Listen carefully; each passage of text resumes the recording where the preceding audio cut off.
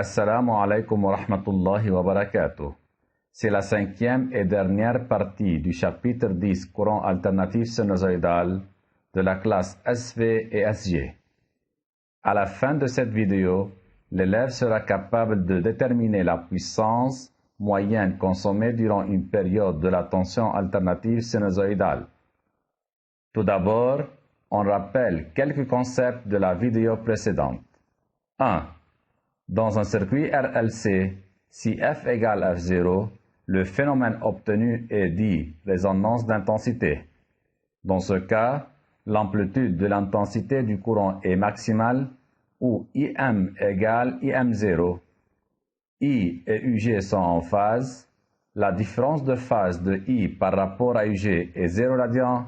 La différence de phase de I par rapport à UC est pi sur 2 radians. Et la différence de phase de I par rapport à U bobine est moins pi sur 2 radians. 2.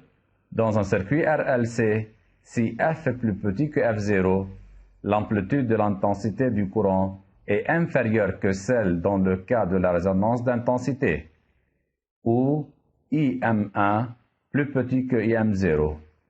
Le courant I est en avance de phase sur la tension UG, c'est-à-dire l'effet de la capacité C est prédominant.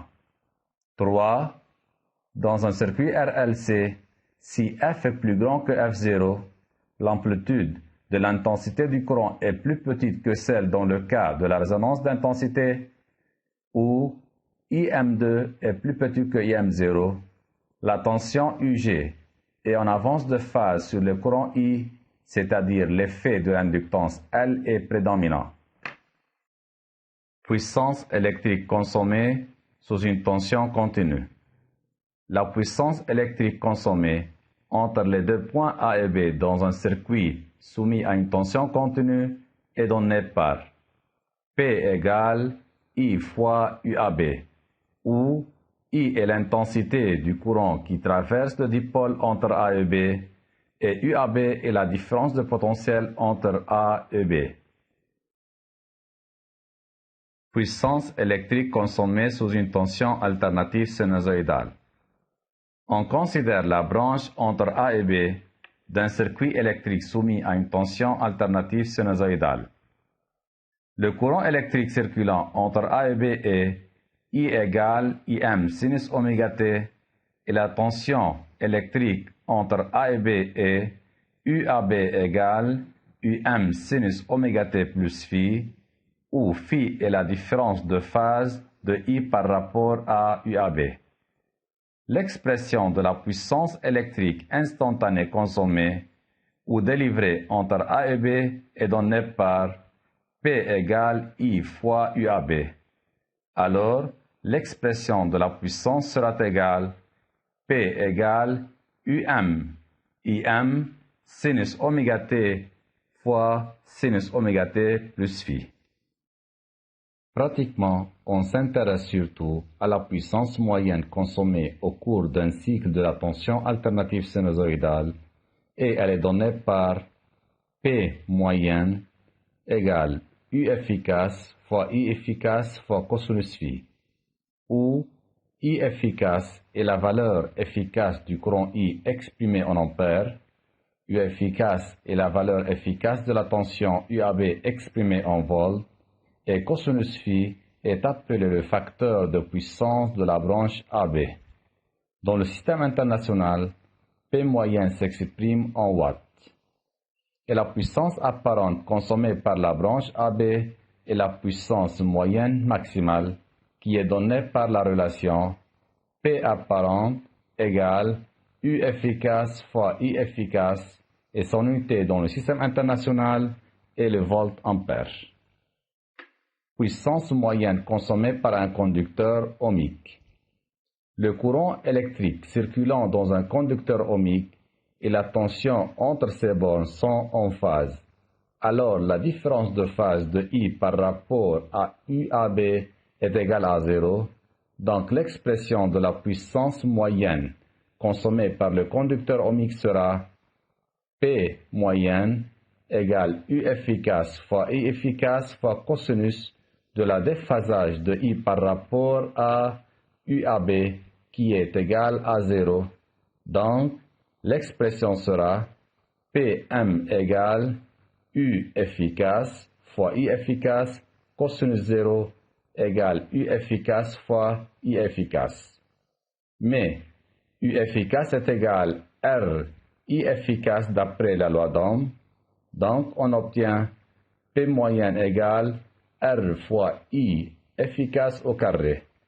Par suite, toute l'énergie électrique consommée par le conducteur ohmique est convertie en énergie thermique.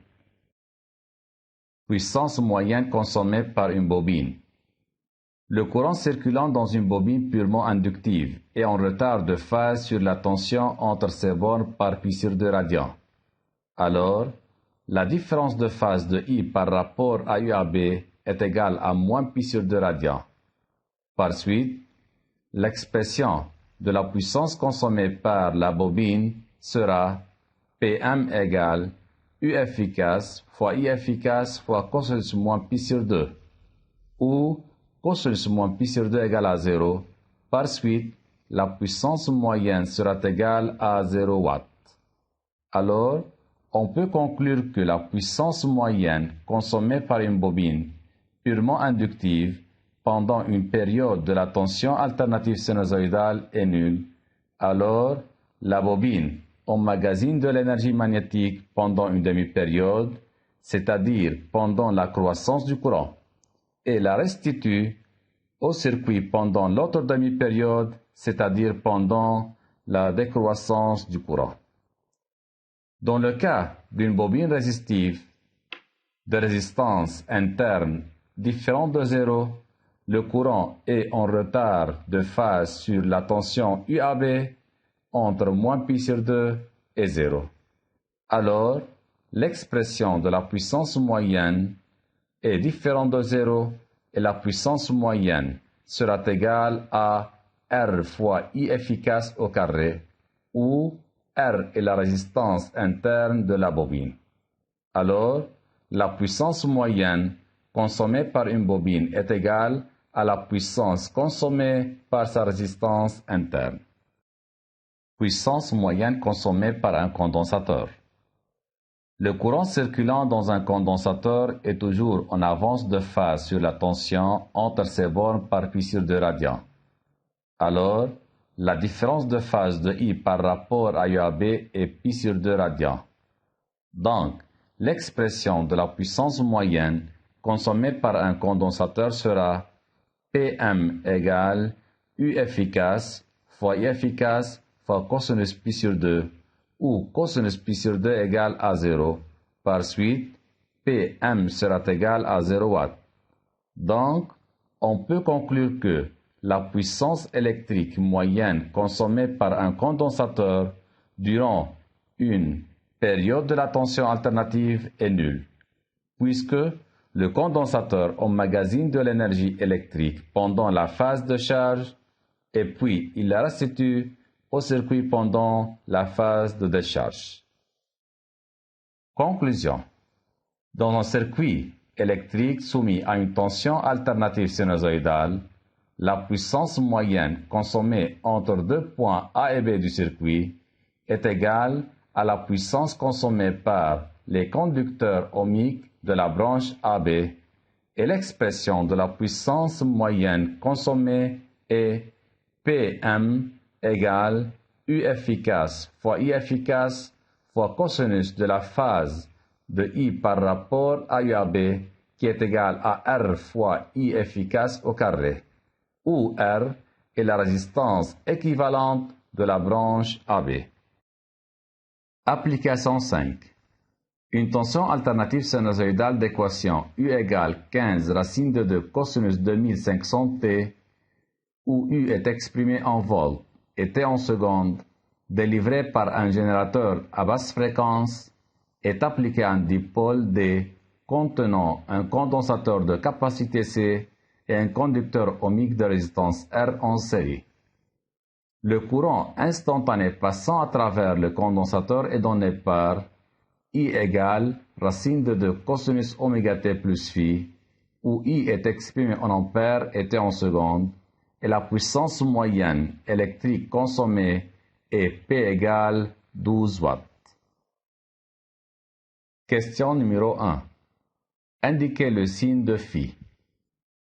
Dans un circuit RC en série, le courant est en avance de phase sur la tension, et par suite, la différence de phase de I par rapport à U est positive, par suite phi est positive. Question numéro 2. Calculez les valeurs efficaces, U efficace et I efficace de la tension U et du courant I respectivement, et en déduire la valeur de phi. On a U efficace égale U max sur racine de 2 égale 15 racine de 2 sur racine de 2 qui sera égal à 15 volts. Et I efficace égale I max sur racine de 2 où I max égale à racine de 2, donc I efficace sera égal à racine de 2 sur racine de 2 égale 1 ampère. Et l'expression de la puissance moyenne est donnée par Pm égale U efficace fois I efficace fois cosinus phi. Alors, cosinus phi sera égal à Pm sur U efficace fois I efficace égale 12 sur 15 fois 1 égale 0,8. Alors, phi sera égal à 0,643 radians. Question numéro 3. Montrez que R égale à 12 ohms. On a dit que la puissance moyenne consommée dans le circuit est totalement convertie en énergie thermique par la résistance du circuit. Alors, Pm sera égal à R fois I au carré, alors R sera égal à P sur I efficace carré égale 12 sur 1 au carré égale 12 ohms. Résumé. 1. La puissance moyenne consommée durant un cycle de tension alternative sinusoïdale complet est donnée par Pm égale I efficace fois I efficace fois cosinus de la différence de phase de I par rapport à U. 2. La puissance moyenne consommée par un conducteur ohmique est donnée par Pm égale I efficace fois U efficace fois cosinus 0 qui sera égal à I efficace fois U efficace, et la puissance moyenne est totalement convertie en énergie thermique et donnée par la relation Pm égale R fois I efficace au carré. 3. La puissance moyenne consommée par une bobine purement inductive est nulle. La puissance moyenne consommée par une bobine réelle de résistance R est donnée par Pm égale RI efficace au carré. 4. La puissance moyenne consommée dans un condensateur est nulle. C'est la fin de le chapitre 10. Merci pour votre attention et étudiez bien.